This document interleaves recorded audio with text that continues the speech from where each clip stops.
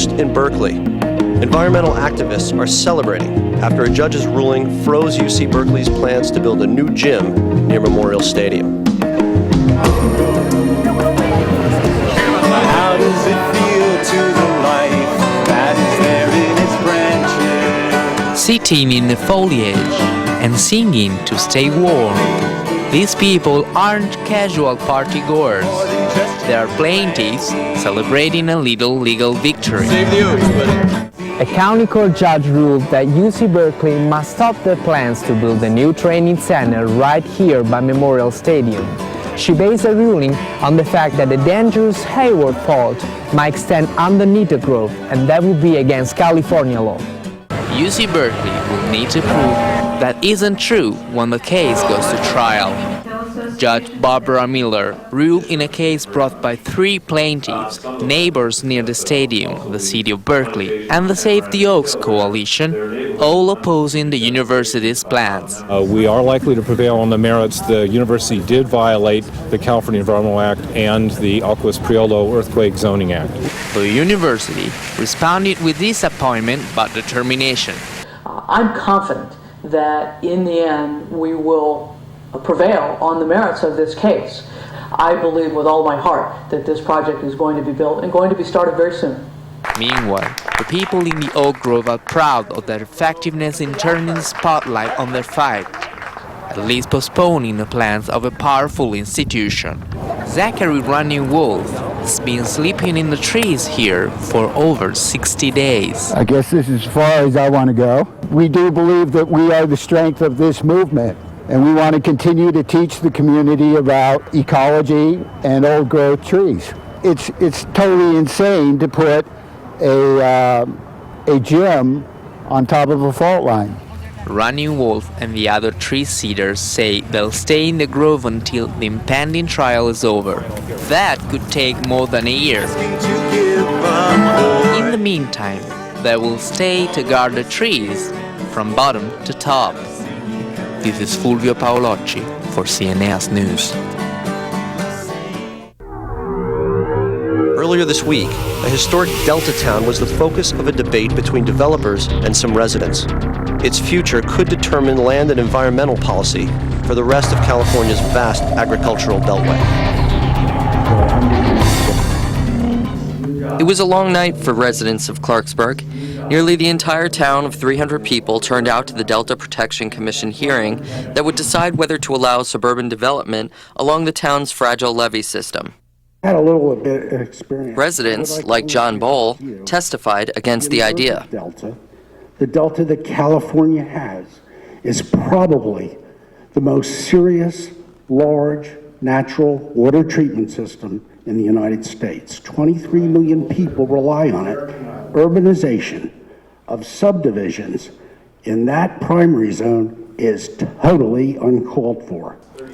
The attorneys for the Stanich Carvalho developers defended their plan to build 160 houses similar to these on 106 acres of land they own. I want to note first that the opportunities that this project brings do not expand the urban footprint of Clarksburg. The project is within the urban limit line of the town. That urban limit line has been in place since 1959. But lawyers defending residents against the appeal say otherwise. Despite what the developers' attorneys have said, as we all know, it's extremely difficult, if not impossible, to stick dense urban development in an overwhelmingly agricultural area without causing serious land use conflicts. Robert B., an environmental engineer who spent time in New Orleans after Katrina, says homes and flood-prone land don't mix. And then I walk into New Orleans and I say, oh, this was predictable. This is a predictable catastrophe. And then I drive up here to Sacramento and I say, we've got big mansions built on the unprotected side of the levee. Clock's ticking. And this is also a predictable catastrophe. Efforts to justify... It took until after 3 in the morning, but the commission finally determined that the development went against the intention of the Delta Protection Act. Commissioner Reagan? Aye. With it, the commission's vote may have set a precedent for development along all of California's precarious levee system. Commissioner Sanders? This is Rob Krieger for CNS News. when a cold snap hit California's Central Valley in mid-January, the estimated damage to citrus and other crops was nearly $1 billion. In Fresno, the Cornerstone Church raised over $250,000 for Operation Hope, a program that brings food to farm workers who lost their jobs. We want them to have a good time today. They've been hit with enough hard times. Amen?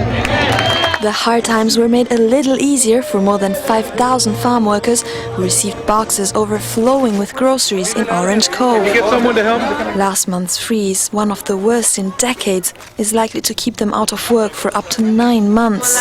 5:30? Been here since about 5:30, both of us. Many are undocumented with no access to state or federal aid. They depend on the food boxes to feed their children.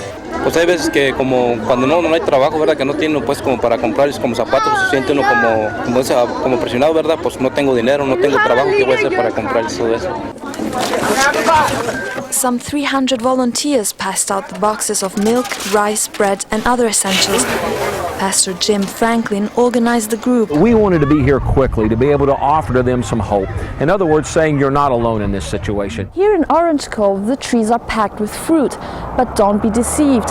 Officials say as much as 80% of the crop may be damaged. Previous freezes in 91 and 98 caused massive unemployment among Orange Cove's population of 9,000, almost all of whom work in the citrus industry. But Mayor Victor Lopez says this time the city is ready. We're smarter and more prepared, so now the county acted, I acted right away, the governor acted right away, and now we're waiting for the President of the United States to sign the declaration so we can get FEMA in here, get some job training, job placement, get the food programs. In addition to an early food drive, a non-profit group set up a mobile unit to reach out and offer advice to the unemployed. Amalia Munoz, who's undocumented, came to find out if she's eligible for aid. Although her husband still works occasionally, there's not enough money to get to the end of the month. Pues lo más duro y más difícil a veces pues es la renta, los biles, nada más. Mayor Lopez says Orange Cove will remain vulnerable to extreme weather as long as it depends solely on the citrus industry. At least this time, people have the help of a caring community. This is Carola Mamberto for CNS News. There are 4 bills in the U.S. Senate meant to reduce human contributions to global warming. President Bush emphasized the need to make progress in his State of the Union address. In the Bay Area, some companies are taking the challenge into their own hands. Salesforce.com isn't exactly a big polluter. They provide online business support, like marketing and sales. Key messages, tactics. But in 2006, their business caused some 20,000 tons of carbon dioxide emissions, the main culprit in global warming. Last year at an internal company meeting, someone stood up and asked Mark Benioff, our CEO, what are we doing? So the company decided to buy carbon offsets, which channel money to projects that reduce greenhouse gases. It's an attempt to balance out the emissions they caused in the course of business.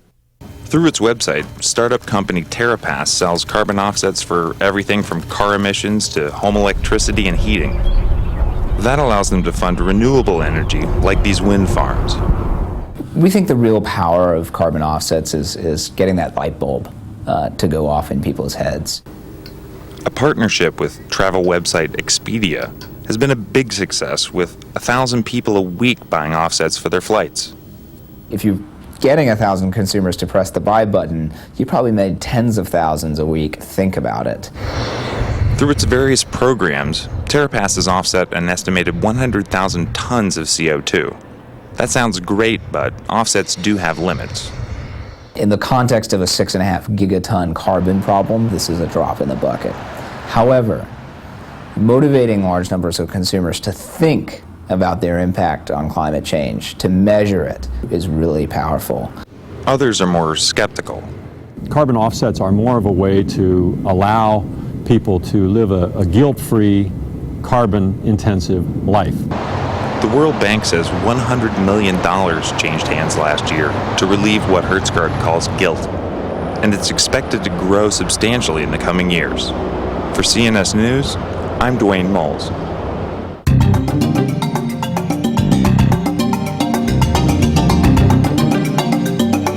I want to know how things work, but I really want to know where the universe came from. Our job was to try and make a picture of the early universe and see if we could see spots and so forth.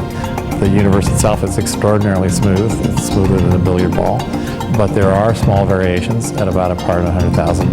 And those variations over the 14 billion years since that time eventually grow to be the things in the universe we find really interesting and convenient, like the sun.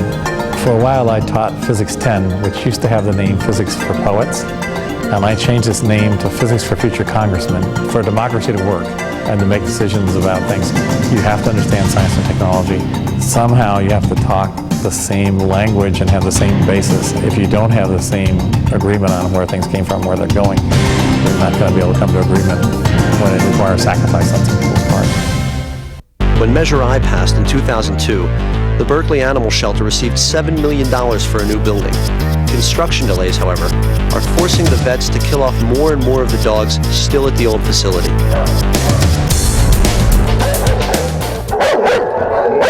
It's a war zone here inside the Berkeley Animal Shelter.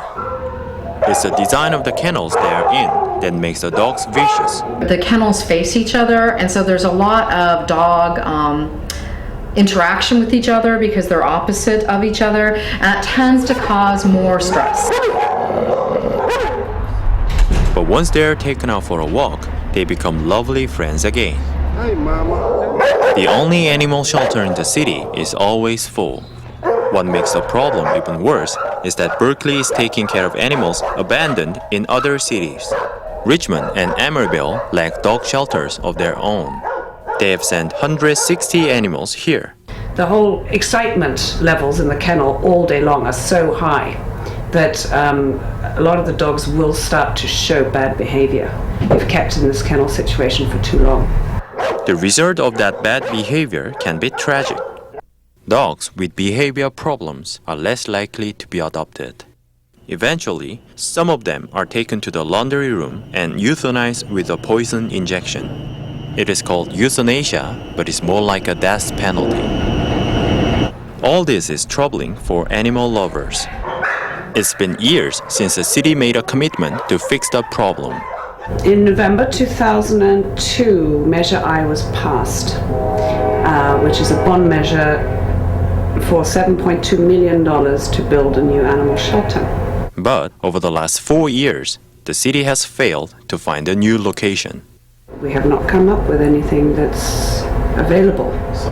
Remodeling the current shelter is an alternative. Current location is almost ideal for walking the dogs since we're very close to Aquatic Park. The problem is there is no place to keep the 55 dogs and 30 cats while a new shelter is built. Meanwhile, dogs have to survive the tricky situation without knowing when or how it will end. This is Hyun-Oh for CNS News in Berkeley.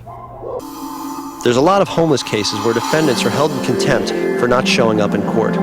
In Stockton, they've got a community center where the judge goes to hear those cases. And once a week, Caltrans and police come and throw all our stuff away. Richard Romero breaks a lot of city laws just by being homeless. Those laws are meant to sweep homeless people off the street. Such as illegal lodging, or urinating in public, or being in possession of a shopping cart. Even though they're not actually geared toward the homeless, when they are applied, very many people that are homeless pick up these kinds of tickets. People whose priorities are finding a safe place to sleep or food to eat usually put paying tickets and fines at the bottom of their list. They don't have the money, and they're not going to have the money anytime soon to pay off, a lot of times, huge old fines. I had about $2,000 in probation fines. Because of that, many homeless people have outstanding warrants. That legal baggage makes it hard to qualify for a job and end their homelessness. And if I wasn't able to pay my probation fines, they would have issued a warrant for my arrest and I would have had to do jail time instead. So the American Bar Association suggested something different. Since they couldn't get the homeless to come to the court, they brought court to the homeless. We take our court on the road to the facility where a lot of the homeless services are provided. The most common cases are law-level misdemeanors. Instead of jail time, the court offers community service. They allowed me to work work that off at a rate of $10 an hour as a volunteer or as... Homeless cart is not only just an exercise in compassion, it also saves local governments a lot of money. It's more costly to do it when we have to keep putting them on at the normal courtroom and they're not showing up. You are cute. Each night in city jail costs $80, but if homeless cart can keep someone out of jail and in a shelter, it costs about half as much. This was a good, productive use of court resources, of their... 17 counties in California have homeless carts like this one. The idea, which was started in San Diego 17 years ago, is spreading to other counties of California and other states as well. This is Narang for CNS News. On the 34th anniversary of Roe v. Wade, Bay Area pro-life and pro-choice groups clash on the Embarcadero. But one organization has a different strategy.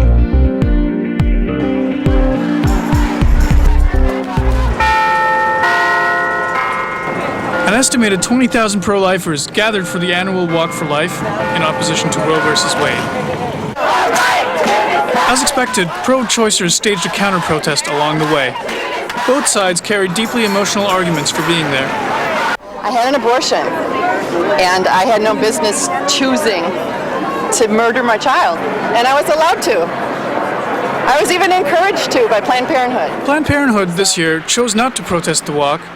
Instead, the country's largest reproductive health advocacy group changed their strategy, organizing a quiet fundraiser. The money raised will provide vaccinations for low-income women against the human papillomavirus, the leading cause of cervical cancer among women. I'm not saying that a counter-protest is wrong or it's something that doesn't need to be done.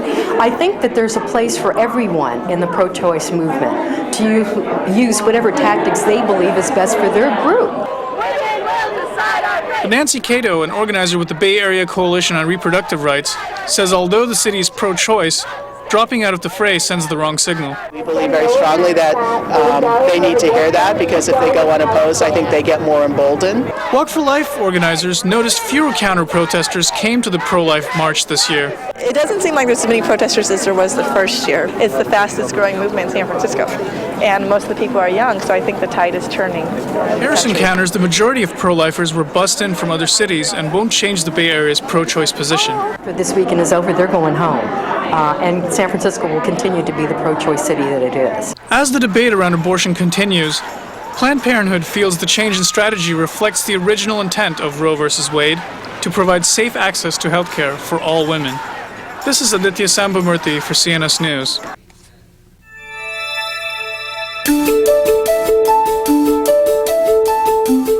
We started working on a group of molecules, one of which is artemisinin, the anti-malarial drug. While it's very effective and a cure for malaria, it's very expensive.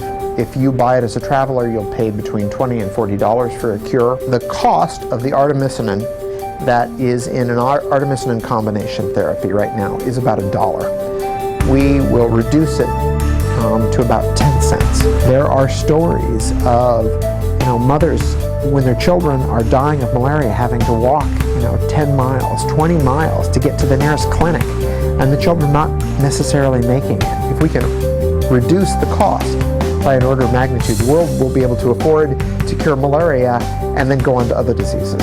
This clearly isn't going to be the only answer, but it's going to be part of a greater solution.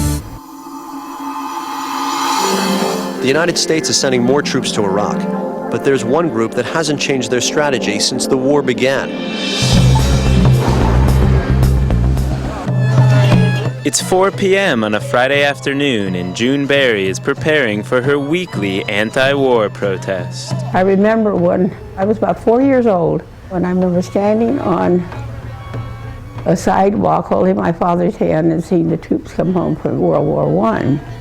When we've seen so much of war, know how useless it is. One war just leads to another war. Berry is co-founder of the Mill Valley Seniors for Peace. Average age, 86. As long as my health holds up and I'm okay that day, I'll be out. Bill O'Brien is a World War II vet. I was in the reconnaissance squadron. We went from Omaha Beach through to VE Day. We met the Russians outside of Prague, Czechoslovakia. In addition to holding signs, the group also perform anti-war songs with musical accompaniment.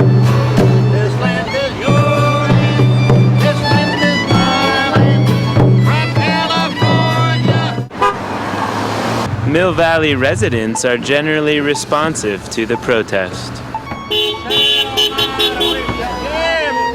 The cacophony of horns that we've gotten has just grown and grown and grown, which shows the way the public feels about this damnable war. O'Brien says it's important that politicians like Marin Representative Lynn Woolsey are working to end the war. Together, we will bring our troops home. Just to be able to be part of this group, and as small and insignificant as some might think it is, at least we're doing something.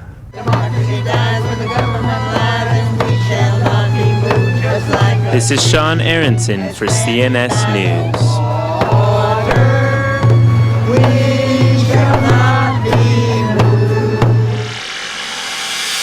The National Center for Post-Traumatic Stress Disorders says about 1/3 of soldiers returning from the Iraq War developed serious mental health problems within 3 months of coming home.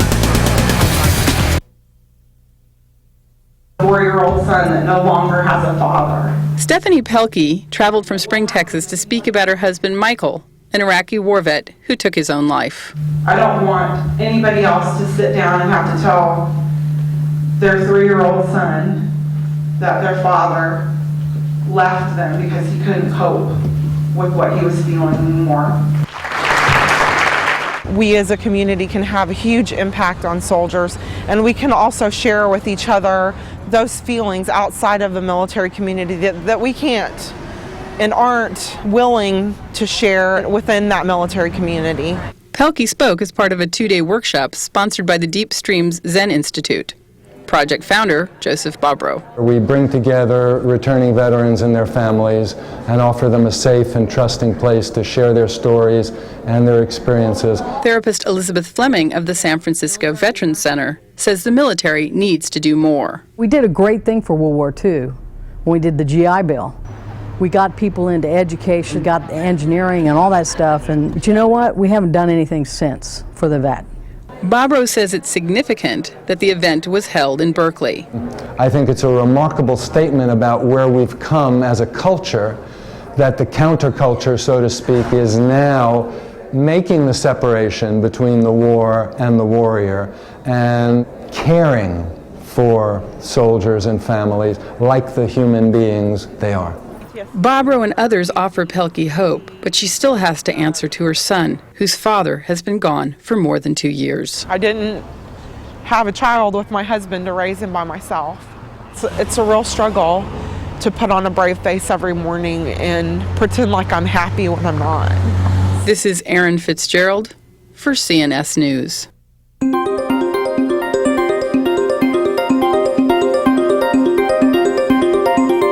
To illustrate Newton's law of gravity and how the moon goes around the Earth due to the gravitational attraction of the Earth, I swing a donut, and eventually the donut pops off the string and goes flying out to the crowd. But it illustrates that when the force is cut off, the object keeps going in a straight line. The award was given sort of for a life of research in astrophysics, but most specifically, I think, for my contributions to the discovery that the expansion of the universe is accelerating or speeding up with time.